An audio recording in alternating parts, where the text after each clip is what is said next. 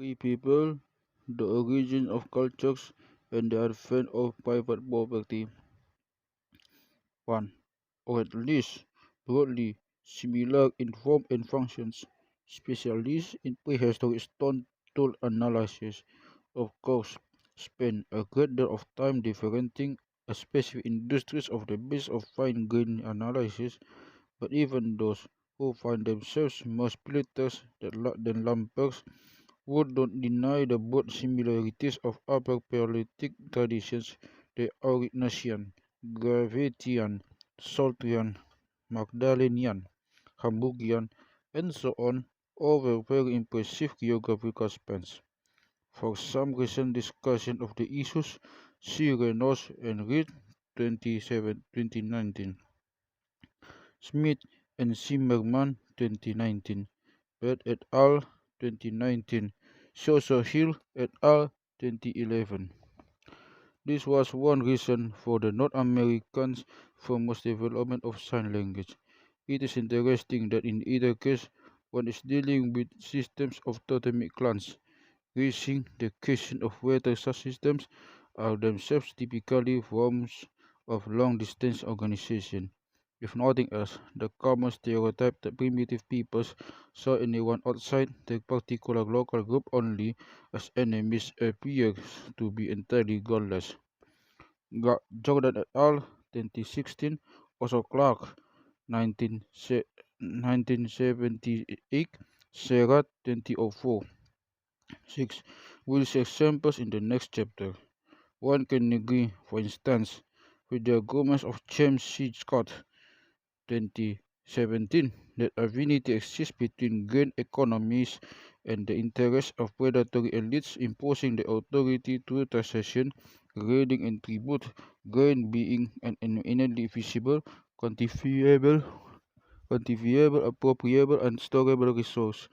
Nowhere, however, does Scott make the naive claim that taking up cereal farming will in every case produce a state. He simply points out that for these very pragmatic reasons, a majority of successful states and empires have chosen to promote and often enforce the production of a small number of grain crops among their subject populations, while similarly discouraging the pursuit of chaotic, fluid, and thus unmanageable forms of subsistence such as nomadic pastoralism, garden cultivation, or social hunting and gathering.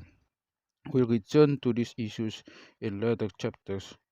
8. For basic text, Woodburn 1982, 1988, 2005. Leacock 1978. Former Stand Argument, Gardner 1991. GR 3349. When Lalman says the Wendat had never known what it meant to forbid something he presumably means by human law. They were no doubt familiar with ritual prohibition of one sort of another. By this, we mean that their power was largely theoretical, though of course they also played a critical pursuing role. The way we are using to term here somewhat echoes Amartya Sen 2001 and Martha Nussbaum 2011 capability approach to social welfare. We also speak of substantive freedoms as the ability to take part in economic or political activity, live to old age, etc. But we actually arrive at the term independently. Gov. 1971. Sharon Hutchinson 1996 for the full implications of women's autonomy, taking matters down to post-colonial times. Even Pritchard 1940 182.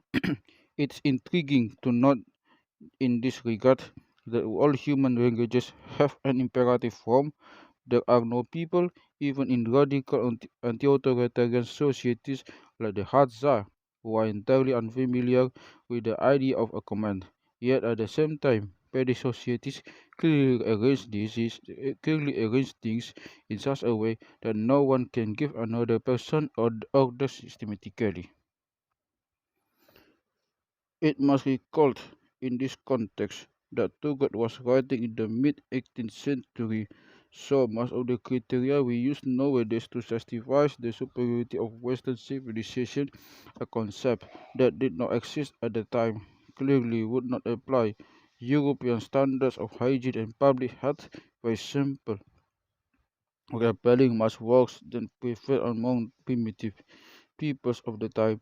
Europe had no democratic institutions to appeal to. Its legacy systems were barbaric to world standards, e.g., Europeans were still imprisoning heretics and burning witches, something which happened almost nowhere else. Standards of living and even de facto wage levels were lower than in India or China or under the Ottoman empires of Safavid Persia until perhaps the 1830s. 17. The proposal that medieval European peasants worked fewer hours overall than contemporary American office workers was first famously made by the American sociologist Julius Shaw in the Overworked American 1991. It has been contested but appears to have stood the test of time. It was based, in fact, on his own brief contribution to the Manhunter Symposium 2 years before. The original essay has been reprinted in various editions of Sahlin's collected essays under the overall title Stone Age Economics, most recently Sahlin's 2017. 19. The key studies relied on by Sahlins are gathered in Lee and Devo 1968. Earlier ethnographic work, by contrast, was hardly ever supported by statistical data. Braidwood, 1957-22. The concept of a Neolithic revolution, now more often called the Agricultural Revolution, was introduced by the Australian prehistory Vigoran Child in the 1930s, who identified the origins of farming as the first of three major revolutions in human civilization, the second being the urban revolution and the third the industrial. See Childe 1936. As we've seen in Chapter 1, people do in fact still make this kind of claim quite routinely, but they do so in flagrant disregard of evidence presented by Sahlins, Lee, Defoe, Turnbull, and many others, almost as if none of the research had ever been published. This reading of Augustine is actually derived from Sahlin's own later work, 1996-2008. At the time, of course, all this could only be informed speculation. Now now new discoveries about this evolving relationship between people and crops are forcing us to revisit this thesis, as we'll see in chapter 6 and 7. Sahlin's 2017, 1968, 39, 36, 7. Codere 1950, 19.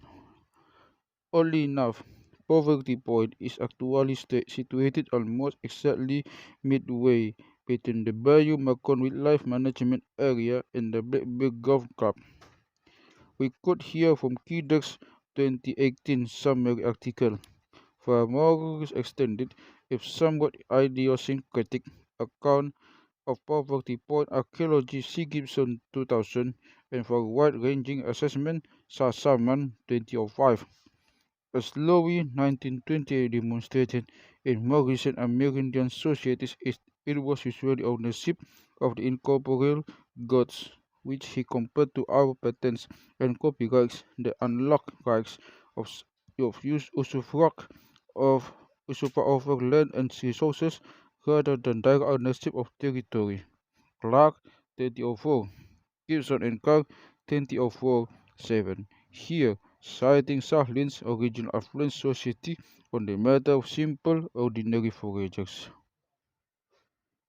for which she also saw someone 2005, 341, 5, 2010, 56 FF.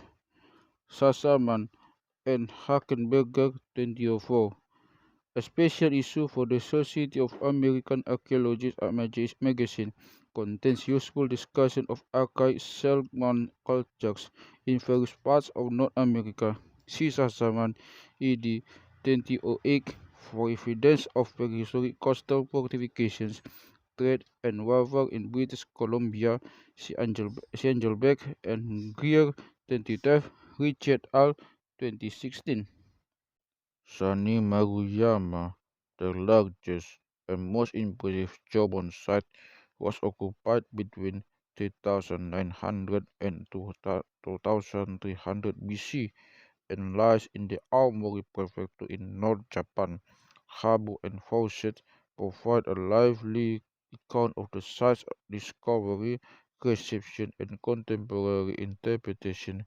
For broader discussions of Jobon material culture, settlement patterns, and uses of the environment, see Takahashi and Hosoya 2003, Habu 2004, Kobayashi 2004, Matsui and Kanehara 2006, Grema 2013. It's worth noting the ancient Jomon have been infiltrating modern consciousness in other ways to distinctive rope pattern aesthetics of their highly crafted ceramics, provided the graphic template from one of the Nintendo's most popular video games, The Legend of Zelda: Breath of the Wild. Jomon seems quite at home in the digital age. In Europe, the term Mesolithic refers to the history of fisher hunter-gatherers until the Ice Age, including their first encounters with farming populations, which were discussed in Chapter 7. Some consider the Finnish giant structures to have had the defensive function Sipila and La Helma 2006, while others note their astronomical alignments and possible role in the signifying the division of the year into four seasons as per the much of later medieval Nordic calendar. For the dating and analysis of the so-called Sigir Idol, see Zilin et al. 2018, and four Mesolithic burial traditions in Karelia and Europe Atlantic Seaboard and Jacobs 1995, Salting 1996, Sazaman ed. 2008. English edition of La Hontan 1735 p. 113. Locke's position was repudiated by Chief Justice Marshall in 1823 in the case Johnson and Graham's Laissez v. Mackintosh. In some countries, the related principle of terra nullius, land belonging to no one, was revoked only much more recently in Australia as recently as the 1972-1992 Mabo decision, which ruled that Aboriginal and Torres Strait Islanders did did after all they after all have their own distinct forms of land tenure before British and colonization. This is the argument of Jack Emu by Bruce Pascoe 2014, when whether or not one accepts this technical definition of farming, the strength of the evidence of the evidence he presents is overwhelming to show that indigenous populations were routinely working, cultivating, and enhancing their territories and has been for millennia. Of course, the existence of past inequalities and exploitation doesn't in a way weaken claims to title by the indigenous groups, unless one wants to argue that only groups living in some imaginary state of nature are worthy of legal compensation. Marquardt 1987, 19, 1987, 98. Frank Cushing of the Bureau of American Ethnology was among the first to embark on a systematic study of the remains of Calusa society, which dwindled into obsolescence in the 17th and 18th centuries. Cushing, even with the rudimentary archaeological methods of his time, reached conclusions that has been borne out by later research. The development of key dwellers in this direction is attested by every key ruin, little or great, built so long ago, yet enduring the storms that have since played havoc with mainland, is smoothly yet even more eloquently attested by every great group of the settlements of these keys built for the chief houses and temples, but every lengthy canal built from materials of slow and laborious accumulation from the depths of the sea.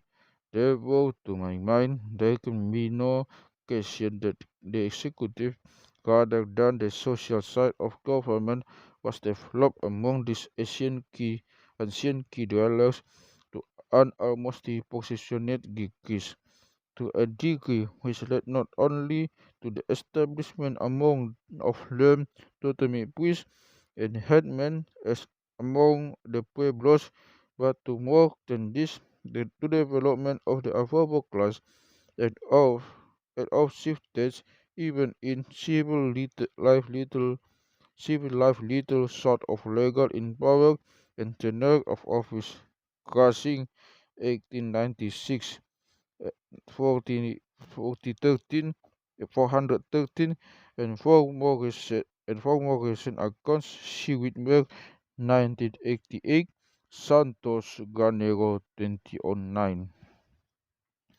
For a summary of the evidence on Cadusa subsistence and its socio-economic implications, see Whitmer 1988 to 161 76. Flew 1987, Flew 1989. 44. Twilot 2003. 45.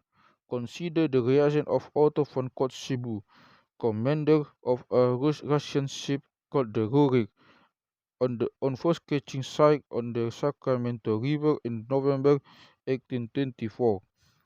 The many rivers roaming through this fruitful country will be of great use of future settlers. The long ground is exactly adapted to the cultivation of rice, and the higher, from the extraordinary strength of the soil, will yield the finest great harvest.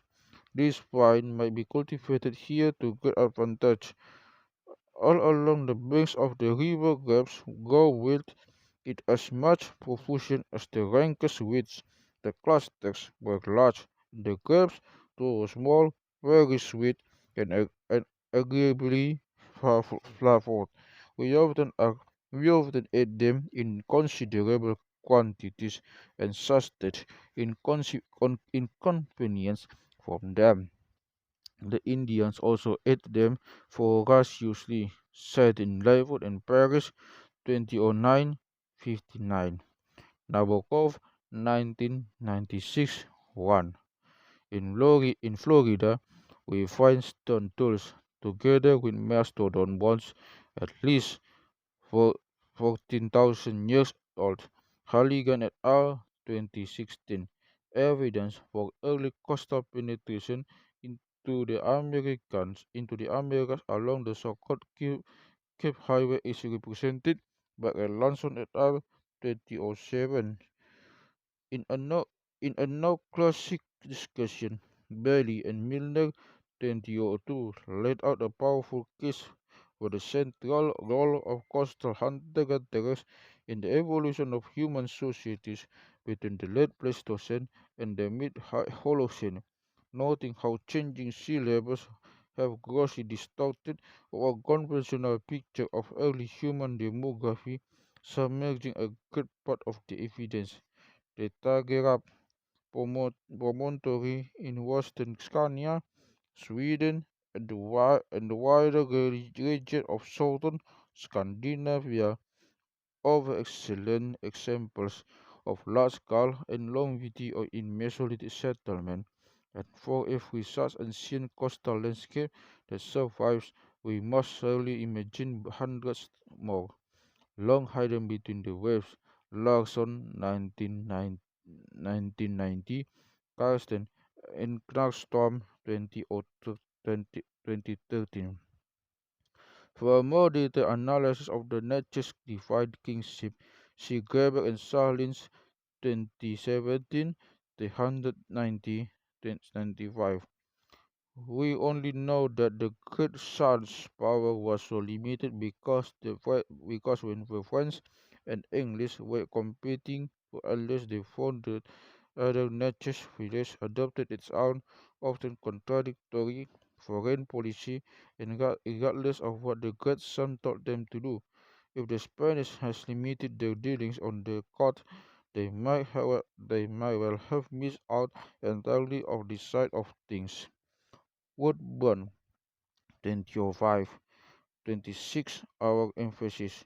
Now we should add it is difficult to find other examples for free societies, for instance in Aboriginal California or del Fuego, where no adult would ever presume to give another a direct order, where the one exception is during ritual masquerades when gods, spirits and ancestors who impose laws and punish infractions are presumed to be somehow present.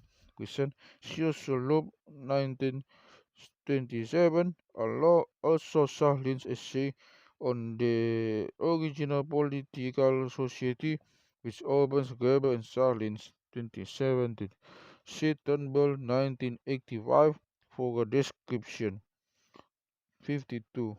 Women have to pretend they not know Women have to pretend they don't know it's really their own brothers and husbands and so forth.